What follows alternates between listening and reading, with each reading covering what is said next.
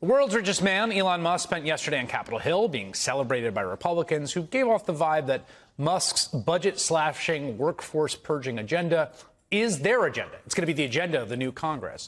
He walked around Capitol Hill, frankly, like he owned the place. Related to that, we have new details on his campaign spending. Elon Musk spent $250 million to elect Donald Trump this year, much of it donated in the last weeks of the campaign, so it wouldn't come out until after the election. That's the way this reporting works. It's an insane amount of money. But look at the returns. Investors are suddenly very bullish on Musk's companies.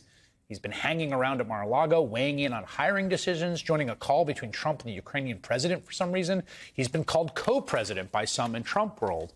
And today, multiple outlets are reporting the Israeli president, Isaac Herzog, recently called Elon Musk in hopes of getting the incoming U.S. administration to reopen talks for the release of hostages in Gaza. You would think that's the sitting president's job, Joe Biden, who's still president of the United States for another month and a half, or if not him, then the incoming president's job, Donald Trump, who was duly elected. Shouldn't be the job of his top campaign donor that no one elected. What are we doing here? This is insane. It's precisely what advocates of campaign finance reform warned would happen in a post-Citizens United world. So while Musk is basically running the presidential transition, where exactly is the president-elect, the oldest man ever elected in the history of the Republic? It was clear on the campaign trail Trump has lost a step or two, and that makes sense. He's, almost 80. Since then, he's mostly hung out and golfed at Mar-a-Lago. He did finally get out of the house yesterday for a very important event to receive an honorary Patriot of the Year award on Fox Nation. Maybe Trump doesn't have the actual energy to do the job. Maybe letting Elon Musk basically conduct diplomacy, talk to Hill lawmakers while Trump collects awards from his fans is the division of labor that Trump can handle. Democratic Congresswoman Jasmine Crockett sits on the House Oversight Committee. She also represents a district in the state of Texas, Elon Musk's new base of operations, and she joins me now. What do you make of this figure that we have never really had in the time that I've covered American politics? The richest man in the world with no public role officially, no accountability, not Senate confirmed or anything, running a kind of off-the-book operation in the name of the president he spent $250 million to elect, who has a million conflicts and seems to be sort of calling the shots. Yeah, I mean, Chris, I am just as lost as you are. When Elon decided that he was going to be on the trail and he was running around and jumping around on the stage and that kind of stuff, I mean, it was clear that he was fully in to make sure that he could support him. He had announced that he was going to spend millions of dollars, hundreds of millions of dollars. We didn't know that it would get all the way to $250 million. But honestly, I thought that this was really a lot more of the pay for play, right? It's the pay for play that Donald Trump has consistently offered to those oil tycoons and anybody else that had a lot of money and was willing to put it behind him. You put it behind me and I will give you something in return. So we know that he's got these federal contracts. And I just assumed that it was about that. I had no idea that he would then end up with this random position with a new randomly created organization, and now that he would be sitting and doing the diplomacy that really should be left to the president-elect of the United States. You are in a state where, and I've heard this from multiple folks that cover Texas politics, that Musk really has the Texas Capitol quite wired. This is the Houston Chronicle writing about this, that he's betting Trump will also make most of the 20 federal investigations into his companies disappear. He probably is looking to benefit from state contracts and the 17 agencies that have generated $3 billion in revenue last year, but also that he's kind of used the Texas State House as a bit of a laboratory for accruing political influence. Yeah, I mean, you talk about the Supreme Court decision as it relates to our federal elections. Let me tell you, in the state of Texas, we have no campaign finance limits at all, right? And so what we have is a governor who has been elected more times than anybody else, because we also don't have a term limit on our governor. So we are stuck with Abbott, because every time he gets in trouble, he calls up somebody that he's going to help out and he say, I need another $1 million. Listen, for those of of you that went out and voted and thought that you were going to vote for somebody that was going to be for you, let me tell you, Trump is showing you exactly who he is for. He is for the people that put up the real dollars, not your $5 or your $2. He is for the people that put up the hundreds of millions of dollars. And I don't really know where that leaves the rest of us. I can tell you that in the state of Texas, it has not left us in a good place. There are a number of Democrats who have either committed to working with this weird, again, off-book operation. I don't even know what to call it, Department of Government Efficiency. It's not a department. It's right now it's just a string of letters. It's just two guys. Jared Moskowitz, who's a colleague of yours in Florida, who's a Democrat, I think is working with it in some official capacity. Ro Khanna, who's a congressman from California in Silicon Valley, says he wants to get involved with it. What do you think about Democrats saying, hey, yeah, we should be open-minded here and maybe work with these two individuals to slash wasteful government spending? Listen, I don't know what's happening. I mean, I do know that Jared did join this caucus. And a caucus is different from an actual committee. So I have no idea. You know, right now we don't have our committee assignments.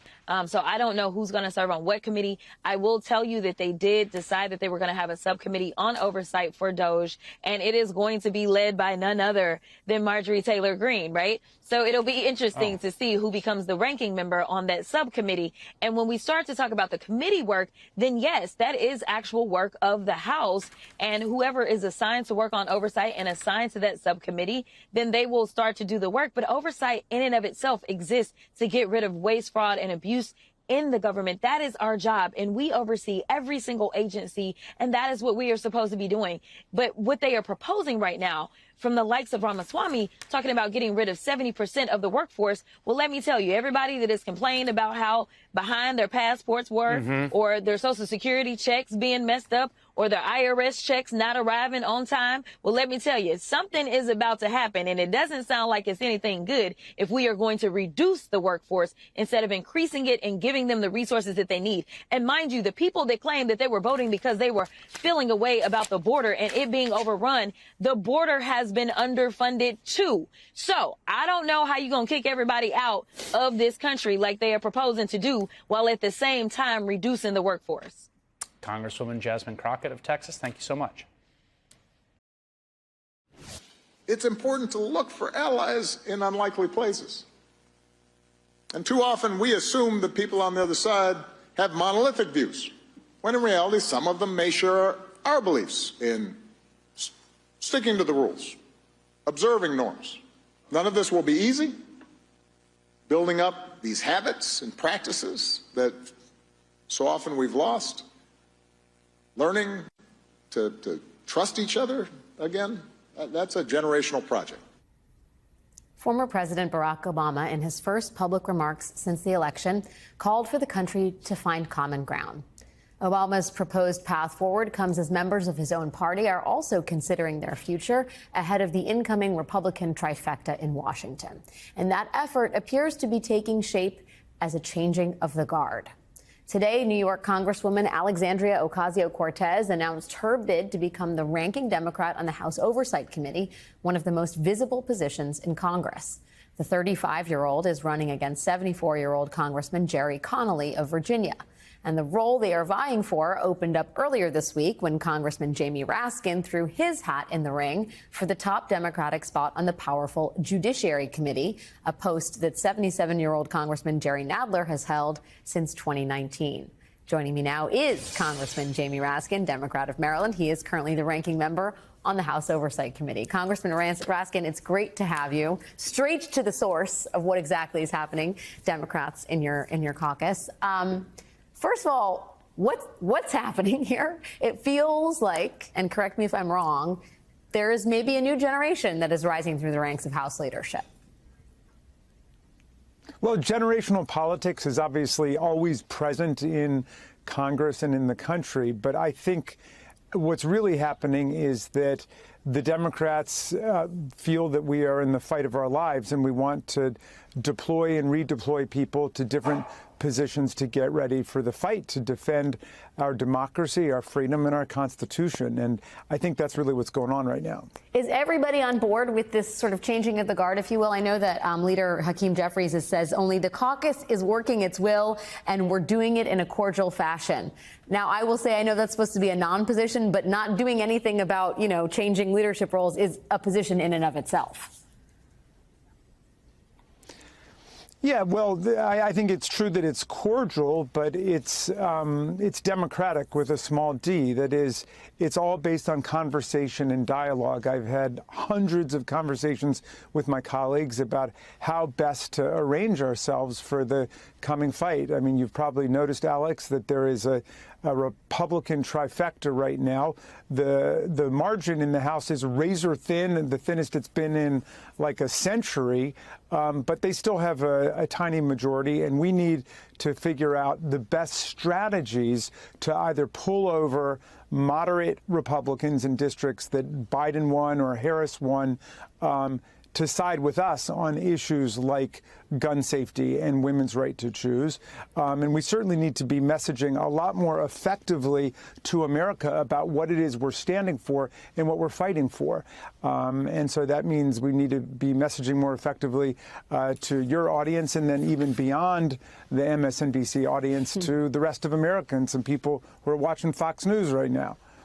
Can I ask, because the news today is that Alexandria Ocasio-Cortez is throwing her hat in the ring for the ranking seat on the Democratic, top Democratic seat on the Oversight Committee. Do you think she would be a good choice?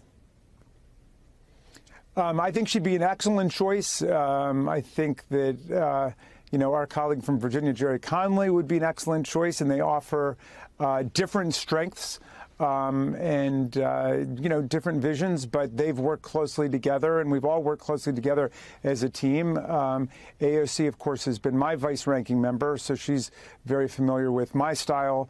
Jerry Conley has been on the committee for a lot longer, and he's familiar with the history and the evolution of the committee. So we're going to have a really interesting conversation about what we want to happen on the Oversight Committee, both in minority and when we take the Congress back in 2026, what we're going to do with the Oversight Committee to make sure that the government is an instrument for the people and not a plaything for billionaires. I think we already have a record number of billionaires who have been nominated or assigned by Donald Trump to his new cabinet. There's a name for that, and it's called oligarchy or plutocracy. It's government for the wealthiest and not for the working people. And I know that was their big pose during the campaign, but America is in for a cold shower here when we see who's really benefiting from the government they're putting into place. Yeah, I think if you take even non-Senate confirmed positions in the Trump administration, the net worth is like $340 billion to your point. But I do want to go back to something that you said about what this moment demands. And you mentioned, Democrats need to talk to and appeal to people who aren't just watching our fabulous channel, but are also watching other networks like Fox. And when you think of someone like, for example, AOC, who is an incredible voice in the Democratic Party and who has, I should note, worked in a bipartisan fashion across the aisle on some key, initiatives. She's worked even hand in hand with Matt Gaetz, not exactly known as a liberal squish. But the impression is that she is, a liberal firebrand. And in the context of appealing to more people from across the aisle, does that hurt the broader effort to widen the aperture, if you will, if you have someone like her sitting atop one of the most powerful committees in Congress? Yeah, I think tough questions like that are going to be asked during this process. And I know they were asked, in my campaign for the Judiciary Committee position, which still continues. We've got several more days before the actual election takes place. We have to have those kind of hard, soul-searching soliloquies and meditations as we go through this. And I think... Do you want to have one right now on air and tell me what you think?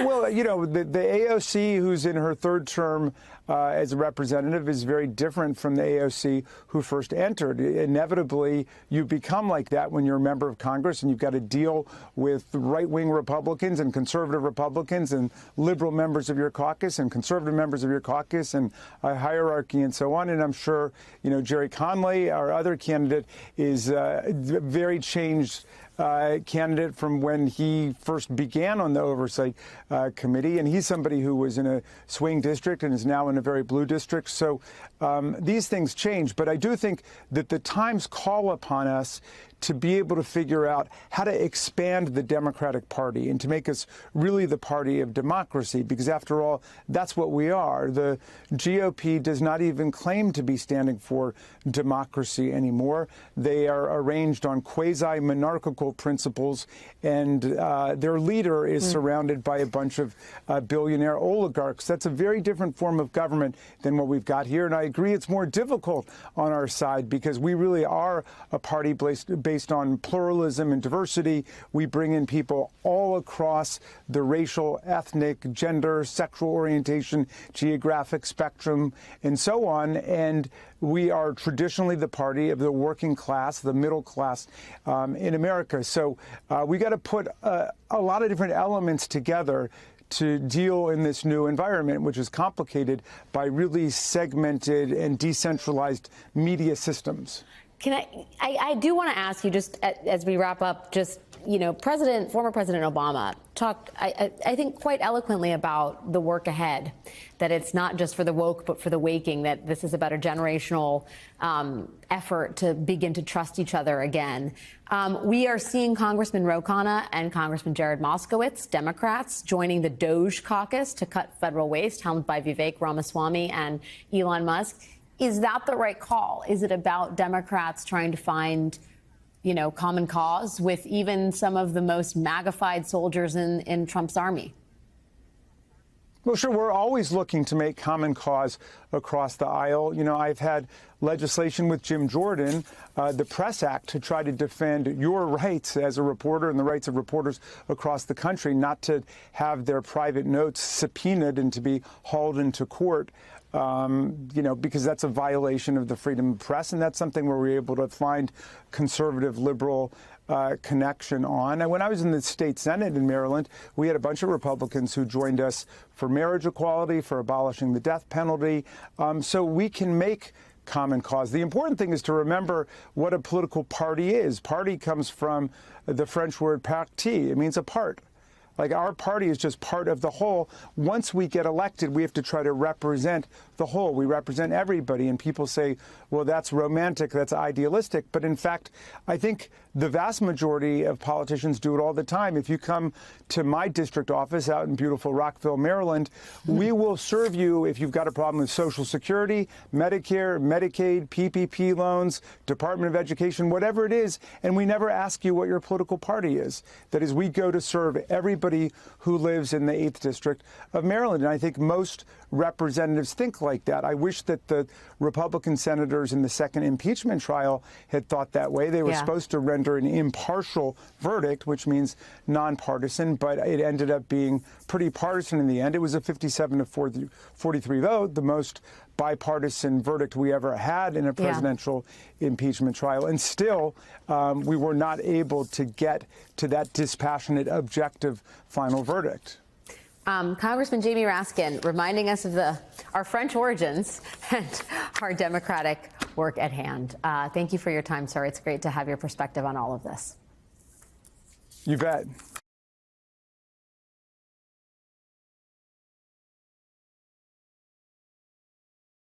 And Jim Kavanaugh, the New York Times has called the suspect a shrewd and elusive operator. Do you agree with that? Because he clearly made some mistakes. He took down his mask. He abandoned the shell casings. He went into the Starbucks. He dropped the water bottle. I mean, this is not, seems like and he was staying in a hostel with roommates. He certainly didn't seem like a highly paid assassin of a major CEO. I read the Times every day, and I have great respect for their journalists, but I'd give a little pushback on that assessment myself. I think he's really a rank amateur.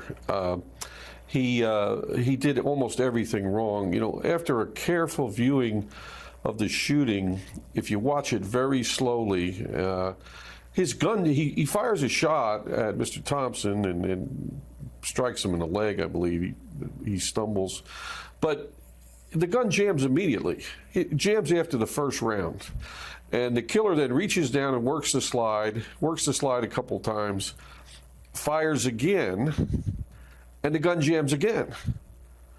And then he racks the slide and slaps the top of the slide a couple of times and walks toward the victim and shoots a third time. And as he's walking away, he's still fooling with the gun. So it's not that the gun jammed once during this series of rounds. It jammed after the first shot and after every shot. And as you point out, he showed his face. He's too clever by half. He thinks he's going to evade the detectives, but he's not going to evade them. The NYPD has great detectives. In ATF, our agents work with them constantly, every day, for years. Great relationship with them. And I'm sure they're with the detectives now, because when you have a silencer, you also have a federal crime, likely here, unlawful possession of that weapon. It could be interstate transportation of a silencer, interstate transportation of firearms with the intent to commit a felony. There's all kinds of federal violations that ATF can help them on, and help them with leads and manpower and surveillance. And, for example, if they need stuff in Atlanta, well, we got a whole division in Atlanta, scores of agents down there that know the territory, and they can, NYPD can lock in with them and say, let's see what we can dig out. So they're going to catch this guy. All these flubs he made, if they have any DNA or fingerprint, once they get his face up, I recommend they up that reward and blast it out more. I really think he's going to be a guy who did a lot of pre-operational surveillance, maybe even at the conference, since he was in New York a week before. The detectives found he might have actually went in the conference. He probably was on that street. He might have even followed the victim into his other hotel across the street. So surveillance from the hotels internally, the lobbies. This guy's on camera. His face is going to be shown. And I think, if you know this guy, Andrea, if you saw these pictures, you could identify him. So he's going to be identified. They're going to find him, and they're going to catch him. And it's not going to be too long either. Let's talk about the weapon for a moment, because that is a big factor, the silencer that he used, because according to the New York Times, and you can help me with this, they're not that easy to get. They say that purchasing one requires submitting fingerprints, a photograph, an underground background check. Take me through all of that and how that might help. Tracing the silencer might help pinpoint the suspect. Exactly. Well, it traces back in a nutshell back to the days when ATF started as the Bureau of Prohibition, back when Elliot Ness was one of our agents, and the Congress passed the National Firearms Act, and it outlawed what they called gangster-style weapons, and silencers, submachine guns, etc. were included. And so you had it from that day forward in 1934. You had to register a silencer with ATF before you could get it. You had to submit your photograph, your fingerprints, you had to have a background check, and then you could obtain the weapon. That's still the law today. So you have to go through that rigmarole, and ATF has to have your full set of fingerprints and your photograph and all your personal information, which is all on file in Washington, D.C. Now, that said, rarely did people with registered silencers rarely ever commit murders. I mean, over my 33 years with ATF, I've only remembered just a few. And I remember a couple we didn't catch who we knew did use their registered silencers in murders, and we weren't able to capture them, and a few we did. But I mean, there's millions of them out there now, and the people who own them legally, the aficionados, the gun sportsmen who like to shoot with them, they rarely use them in crimes. Now, they can also be obtained illegally on the illicit market, like a ghost silencer that can be manufactured. And this guy has so much trouble keeping this gun into battery that he's probably affixed something like a ghost silencer on the front of it. And what happens is that the slide will jam on the back of the silencer, because when the slide goes back from the explosion of the cartridge and runs forward, it's got to go fully forward into battery. If the silencer is screwed on too tight, the gun can hit the back of the silencer. And also, if he's using what we call subsonic ammunition to try to reduce the report of the weapon, in addition to the suppressor or silencer, then that can, prevent the slide from going back far enough to bring the next round in. So very amateurish. I mean, the first round he jams. The second round, he jams on every round. This guy is too clever by half. He's watched too many movies. He's not a criminal. And he's not going to be good at evading the NYPD, I can tell you that. And they'll be wrapping him up pretty soon. Be interesting to see if he has any Confederates with him as well. This attention, misdirection is intentional. Loads of coverage about Musk and Dodgy, but not so much about this. Let me read this. Musk being unearthed as the sole donor to a Trump super PAC, part of his almost $250 million buy to elect Trump. So, Professor, guide us. How do we keep our eye on the ball of what's really happening in the cyclone of Trump bluster and the Elon circus? Yeah, I think the big picture has a couple of parts. One part is, where is the money and who has the money? Musk financed this campaign. Musk spent more on it than all of Trump's small donors combined. And Musk has a clear vision. Musk's vision is one where the federal government breaks apart and the oligarchs get to pick up all the shiny pieces. Whether he can do that, I think, is one of the things to watch. The other thing to watch is the appointments as a collective.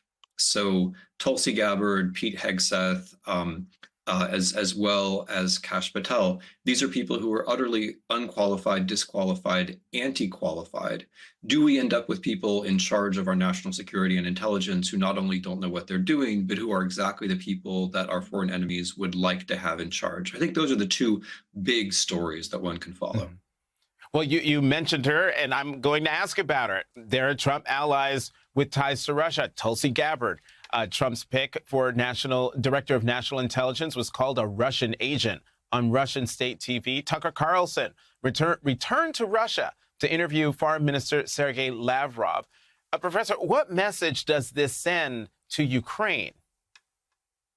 Yeah, I mean, just take a step back. With Tulsi Gabbard, if you're outside the United States, the only thing you know about her is that she has been an apologist for the Assad atrocities and the Putin atrocities for almost a decade. That is literally the only stature that she has, that she's someone who apologizes for wars and for atrocities, and that she's somebody who spreads regime disinformation from Syria and Russia. That's it. She has no other public profile.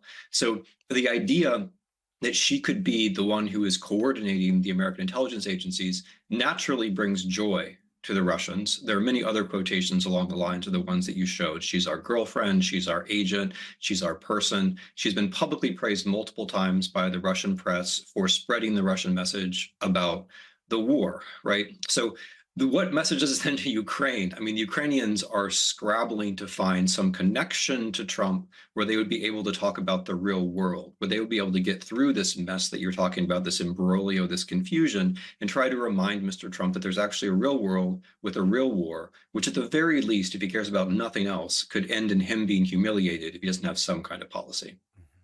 You know, scandal-ridden picks like Pete Hegseth understandably command attention, but doesn't it also perversely help normalize other Trump nominees? To paraphrase the late, great Senator Daniel Patrick Moynihan, have we defined unfitness down? That is, I think that's a very astute observation, because it takes so much time to say what is wrong with Hegseth, right? So Hegseth, it's not just that he's a self-confessed drunk and accused of being a rapist. It's also that he has zero qualifications for the job, that in all of his books, all he has to say about national security has to do with the enemy within, that he calls for a holy war carried out by a purge military of Americans against Americans. That's a lot of stuff to keep track of. And the very fact that there are so many things wrong with somebody like him, or so many things wrong with somebody like Tulsi Gabbard, or so many things wrong with somebody like Kash Patel, who has zero qualifications, wants to use the FBI to attack other Americans. All of that means that conventional problems, like just not being able to do the job or maybe being corrupt, that kind of thing can just slide through. Professor, let's talk about the wild events this week in South Korea, where the president declared martial law after claiming the opposition-held National Assembly was working with North Korean enemies. There were massive protests and near unanimous opposition from both parties. And you write, but South Korean President Yoon failed, and very badly. His dictatorship for a day lasted only about 6 hours. What can Americans learn from his less-than-a-day dictatorship? What lessons can we learn? Yeah, I love that question because like we think we're all alone with these problems, but we're not. Other people have problems too. We have the problem that our president-elect has been talking for years about invoking the Insurrection Act, which is the closest thing we have in the United States to martial law. The Insurrection Act would theoretically allow the president to deploy the military for his own purposes, in principle to enforce the law, but is very vaguely worded. So our president has been talking about doing the thing which the South Korean president did. But when he does it, it's going to be similar. It's going to be a very flimsy pretext. It's going to be illegal. And we can do what the South Koreans did. We can say, wait a minute, this is a joke. We're going to make this fail. If we're soldiers, we're not going to obey. If we're civilians, we're going to protest. If we're in Congress, we're going to vote to revoke the Insurrection Act. We can talk about the Insurrection Act. We can talk about what we're going to do if he tries to invoke it. And we can look at South Korea as an example and thereby make that whole scenario, which is a terrible scenario, much less likely. But Professor, I mean, didn't we see a version of this with January 6th? And only 7 Republican senators voted to convict Trump, not enough to actually convict him. No, I'm completely with you. And I'm not saying that we have to wait for Republicans. And God forbid that if he invokes the Insurrection Act, we should say, oh, let's wait for the Supreme Court. What I'm saying is that the people who care the most, the people in the opposition party, and this is what happened in South Korea, have to get out front, call for protests, stand in front of Congress themselves, and just get across, as many of us as possible, the basic reality that most Americans actually don't want a military dictatorship, and do it quickly. Treat it as something which is out of bounds, illegitimate, impossible, un-American. Because he can't make it happen just by snapping his fingers. The rest of us have to go along. And if we talk about it and think about it and keep it in our conversations ahead of time, we make it much less likely that it's actually going to happen. You also warned that we should be ready for a Trump contagion effect. You write, indeed, it seems likely to me that the very presence of Trump on the international scene will make such attempts more likely among America's democratic allies, such as South Korea, and generally. It seems counterintuitively that Trump thrives in order. Trump is a burn it down guy. Does that play if/when everything's on fire? That's a great question. I think the answer is no, right? So Trump is a hustler. He's a guy who exists on the edge of the law. But fundamentally, his kind of hustle only works if the law continues to exist, right? He's gotten himself into a position where he's beyond the law. But what if there is no law? Like, what if there's total disorder internationally? What is he going to do? He has no sense of how to use American power. He's a vegetarian, as the Russians like to say about him. He has no notion how to be powerful abroad. And what does he do if everything falls apart? What does he do if the oligarchs get the upper hand in his cabinet, as they very well might? What does he do if the federal government stops working? He could get himself into a really difficult position because he's always acted like the tough guy on the edge of things. But what if the things that he's on the edge of start to fall apart? I agree with you. I think he's playing with fire, even from his own perspective at this point. You know, Professor, listening to you, it just makes me wonder, isn't that what happened with COVID? Something we never saw before, things are completely upended, and he completely botched the response. Yeah, you can only count on him to tell a story about things. That's what he's good at. That's his talent. And there are things like viruses that don't go away just because you tell stories about them. And there are things like the war in Ukraine, which don't go away just because you tell stories about them. His story is he can show up, snap his fingers, and make the war go away in a day. And he can't. He doesn't have that pull with Putin. He doesn't have that pull with Zelensky. Those people are fighting those wars for their own reasons. And he's going to have to make a tough decision about how he's going to deploy American power. And tough decisions, honestly, are not his thing. And power in that sense is also not his thing. Posing is his thing. And he's a poser now who's going to be walking into a 2025 where a lot of things are going to get out of his control, in my view, very quickly. Posing in the same way he did on The Apprentice. Professor, finally, an op-ed in the British Financial Times highlights one challenge for Democrats in the coming Trump corruption onslaught. Quoting here, without quite acknowledging it, American politics has arrived at an understanding. One side can ignore the rules of the game to the point of challenging election outcomes without proof of fraud, and the other can't, or at least doesn't. Until a month ago, the Democrats could tell themselves that Republican rule breaking incurs swift punishment from voters. 2018, 2020, and 2022 were proofs. All that changed in November. A man who tried to overturn a presidential election won the very next one. What reward is there for observing protocol then? What does honor become a mug's game? Professor, what do you say to that? Yeah, that's a penetrating argument. But what I would say to it would be, what I would make is a different critique of the American left. I would say that our problem was that we didn't enforce the rules ourselves. We passed the buck, so he's impeached, therefore has to be prosecuted. He can't be prosecuted because later he's going to be impeached. 4 years passed without the person who broke all of these laws and who attempted this coup and tried to overturn our constitutional system without anything happening to him. And I realize there's a technical thing there and some bad luck in the other place, but there was a chance to be the people who enforced the rules on this guy, and we didn't do it, and that's given him some of his sheen because his believers believe that he is special, that he's beyond the law, that the law can't touch him.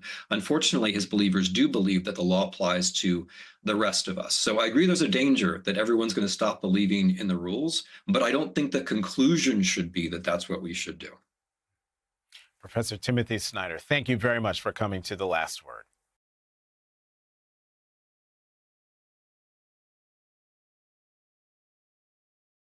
So, Susan, in your latest piece of The New Yorker, you're writing about all the controversy surrounding President-elect Trump's picks here, including Pete Hegseth and notably Kash Patel at FBI. Susan writes, in part, in just the past few days, the French government collapsed, civil war in Syria reignited, and South Korea's president briefly declared martial law. But here in Washington, Donald Trump's brand of political chaos is a world unto itself. Trump revealed perhaps his most dangerous decision yet, a plan to install Kash Patel, an ostentatious Trump loyalist who has explicitly promised to go after Trump's political enemies in the press and in both parties as the next director of the FBI. Susan writes, who exactly gets confirmed to what job may not yet be known, but this much looks more clear with each Trump appointment. Internal purges, far more than anything overseas, will be the order of the day in Trump 2.0. Susan, I'll let you expound a little more on your piece, but whether it's Kash Patel or Pete Hegseth or someone that is slightly more palatable to these senators, it seems you're right that Donald Trump, the grievance and everything he talked about on the campaign trail, the retribution will be carried out by whoever sits in those jobs. Well, that's right. We're focusing understandably on the controversial background and apparently unvetted nature of some of these appointees, Pete Hegseth being one example. So it's understandable that where investigative reporters are doing the hard work that it seems the Trump campaign itself did not do of figuring out just exactly who he's putting up for these jobs. The Secretary of Defense, I would point out, is, literally in the line of nuclear command and control. This is a very serious position. So it's not a distraction to focus on their personal issues. But I think more broadly, what are these controversies telling us about President Trump in a second term? And you see that the agenda of kind of revenge and retribution, almost a redefinition of America first. It's not just a foreign policy statement anymore. It's an idea about targeting enemies within. And I think that Trump himself was very clear about that. There's a really striking comment that didn't get as much attention as it could have in October before the election, where he basically said, we have two kinds of enemies. We have Russia and China, and then we have the enemy within.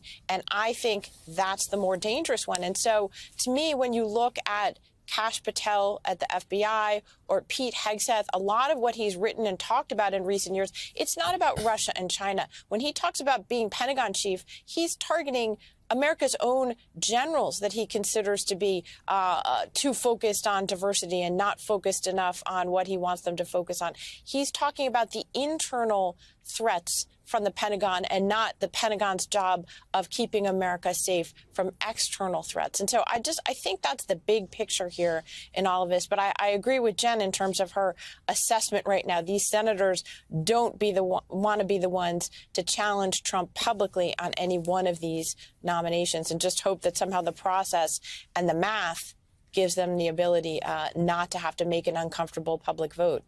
Jen, Susan's right. The stakes couldn't be higher. But it occurs to me the one useful role that Pete Hegseth is playing right now is he's taking up all the attention. He's taking up all the oxygen, allowing some of Trump's other controversial picks, Tulsi Gabbard, Robert F. Kennedy Jr., Kash Patel, to kind of go quietly unnoticed, for at least for the moment. And that allows them to be perhaps normalized and quietly build support. We played from sound from Senator Cornyn earlier in the morning suggesting he believed that Kash Patel, who many feel is deeply unqualified and problematic, he thinks he'll get through without much of a problem, in part because senators can only say no so many times. Well, maybe. But here's the thing. They're not saying no publicly, so it doesn't count on a chit against them necessarily. This is a process right now, and we'll see how many more this happens with, where there are quiet conversations among Republican members who are saying, we can't have this person in this job. I mean, if you look at, I know we keep talking about Pete Hegseth, but he is front and center right now.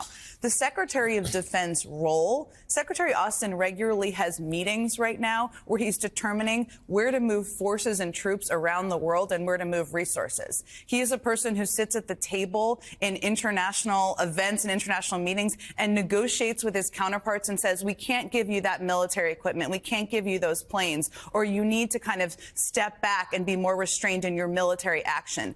Can Pete Hegseth do that? I mean, I know my view is, but I think for a number of Republican senators, they're legitimately asking that question. I don't know that he is long for the last in this nomination. We will see. But I think the question is, who's next in terms of the target for quiet defiance? Is it Kash Patel? Is it Tulsi Gabbard? I think it's probably one of the two of them. And these hearings are not going to start until January. So to me, the next 2 weeks could be quite interesting. You're right, though. If you're Tulsi Gabbard or Kash Patel, you're delighted right now that all of the focus is on Pete Hegseth. But I do think that the way that it's working so far could work for a couple of additional nominees, that there's discomfort, I think, on a bipartisan level about. It really has just been next level, though, in terms of how ridiculous the process can get. You know, Caddy, there are reports that Pete Hegseth's mother has been calling senators to lobby on his behalf. Can you think of any other cabinet position where the candidate's mother has called to rally the troops for her son? I also felt, I don't know if you felt this too, Elise, but watching her on the Fox News interview, it looked kind of like a sort of hostage video. She looked so uncomfortable to be there, and maybe that's just because she's not used to being on television very much. But the whole thing feels incredibly awkward, and you say, next level. We haven't seen this kind of thing before. My question would be, Willie, at what point does Donald Trump feel he needs to kind of crack the whip and get Republican senators in line and show that he is the boss of the party again? Because you've now had Matt Gaetz going, you had the DEA pick from Florida going of his own accord. It's possible that Pete Hegseth doesn't make it. I mean, at what point does he say he needs to feel he has to show that he is reasserting control over Republican senators? How much of a leash do they have? So far, they seem to be able to push back against him. And I've heard from some who are thinking, you know, that they may not be around to run again, that they will continue to exercise that role of pushing back against the president, some of these Republican senators. But I wouldn't be surprised if at some point Donald Trump loses his patience and says, OK, I'm done now. This is it. You all fall into line. Without question. I think we saw a glimmer of that when the DEA choice stepped aside and Donald Trump quickly put out a statement saying he didn't step aside. I told him to step aside. He wants to show the public, at least, and his supporters, that he's in control of this process.